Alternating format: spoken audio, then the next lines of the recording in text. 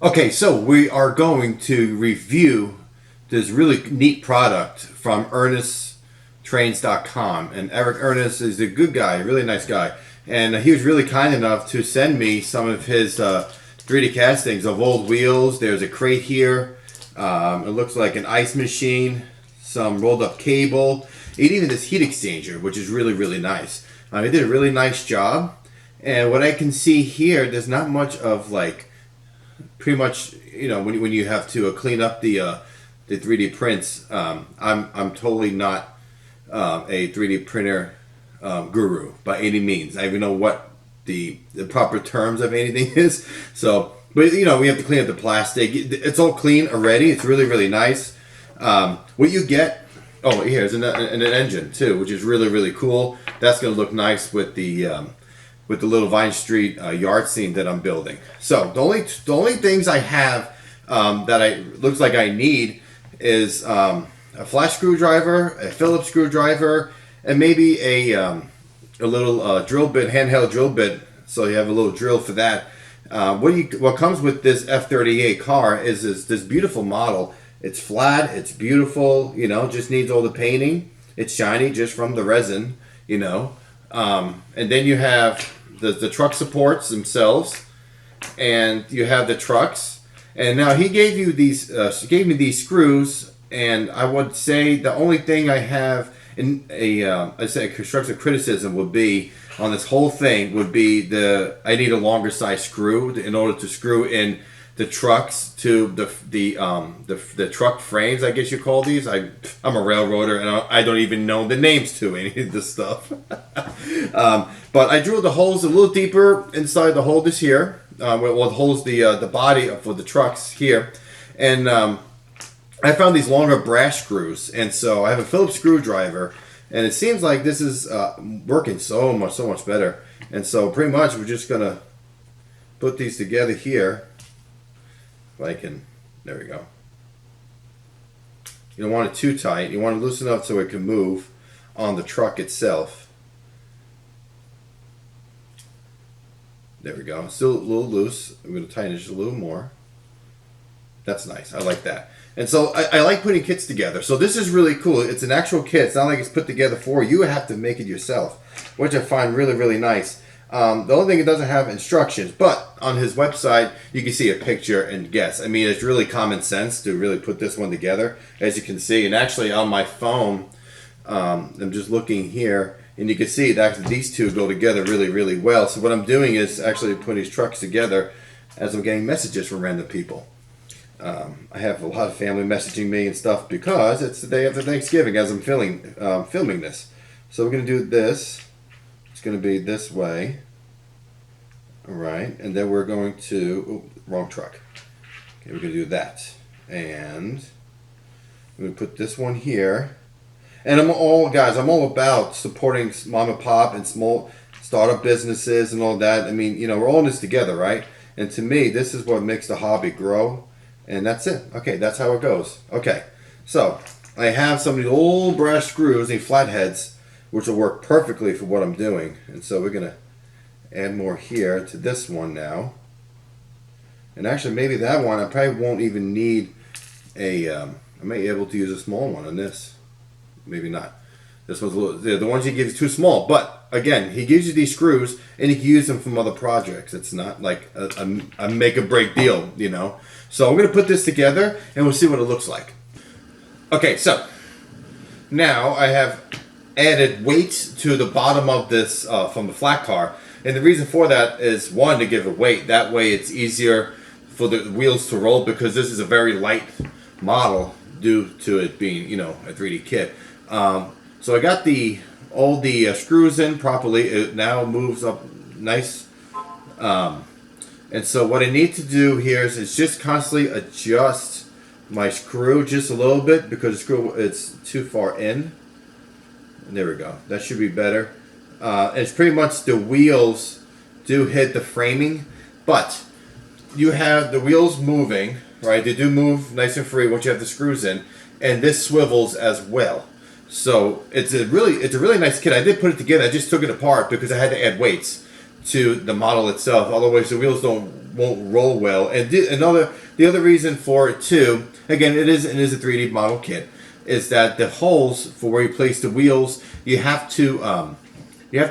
actually do make I forgot what they're called actually. I can't think of the name of it. But it's a little tool that you put inside the holes for where you place the wheels inside, opens them up a little more, and that way the wheels fit well and they actually roll.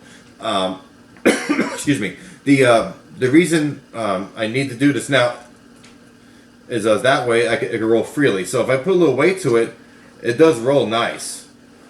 Like you see, the wheels do roll. So when you have some weight to it, it'll be nice. And I want this car to be a little heavy because that's what it is. It's supposed to be for weight, for heat exchangers and all sorts of different kinds of wide loads, right? And so I have a whole drawer full of all these different little weights that you could get from old freight cars, box cars, whatever you can think of, train shows. Fishing weights work really well for box cars. Save all your old screws. You never know where you're going to need it. Like here. So I'm gonna, as the super glue put it together. Let me, oops. So what I'm gonna do is, next, as this is drying, and it's actually fairly dry now, I'm gonna place the frames of the wheel frames on top of the actual body of the car. So let me do that next. Okay, so with a little bit of ingenuity, I was finally able to get all the wheels on. You can see it takes some work to do. I would say, like I said, constructive criticism for me for this particular these models is that it'd be nice to have the proper screws, because instead of taking about 45 minutes to an hour and a half to put these together, plus I didn't have the right screws. So I was I had to use 4 different screws one for each truck. But if I had the right screws, it'd probably go 20 minutes the most to put it together. And it's just adjusting the height of the screws so that way all of the trucks will lay flush on the rails. Also, actually move further so you can see it. There you go. Also, the two I was talking about earlier is the Micromarks. It's the HO truck tuner. And so you take this little gizmo, and it's sharp on edges. It has little blades on each end, and you put it between the inside the trucks, and it smooths and tunes the holes to where you place your wheels. So this thing is very, very, very. What do you call it? I can't even think. But this is something that's a necessity for every model railroader out there for sure. It's viable to have that for sure. The middle wheels kind of still get stuck a little bit, but not too bad. And I just couldn't get the tuner inside there. But after some ingenuity, it does roll fairly nice. And I'm trying to curve this a little bit to see how this curves. And it does really nice because it's articulated because you have all these moving parts underneath. I did also added these Concord Katie mounting pads on each end. It doesn't come with that, which is something I wish it did. So you have to figure out a way to mount your own couplers on it. That's something I wish it was included, and I also wish there was a little bit of instructions on what to do. So that would be good to have. I use these JB's Concord Super and Katie coupler mounting pads, and so I super glue them to the ends. And so the next thing to do is pretty much just mount the couplers on the tops here, and it should be fairly level. I have one of those Katie mountings, the Katie's coupler adjustment supply materials, we could call it, over here. So that way we could make sure we have the standard NMRA standard of coupler heights. But other than that, I do like the product. I think it's really, really cool. Again, the only time I was able to find it was on eBay, and it was brass for $300. I don't know who else makes it, but the whole thing, even though you got to put it together, the whole thing with shipping for me and taxes, because eBay likes to charge you for taxes, the whole thing costs $50. I mean, you can't go wrong. We know an average freight car is about $40-50, and these cars for sure, they're going to be probably $70, $80 to $100 if we had one of our manufacturers that made it. And we know for a fact that manufacturers don't do things correct all the time either. Okay, so this video is not criticizing anything that ErnestTrains.com and their products. It's pretty much what I observed, and I know what could be done better. And the beauty of these kind of products and these businesses is that they strive to be better, and I hope they strive to be better, especially Ernest Trains, and because they have some beautiful products. Because these heat exchangers are really nice, as well as these little motors and all these little things. These little things, side either loads or what do you call it, accessories. They're beautiful, and you paint them yourself, just like any other 3D printed model.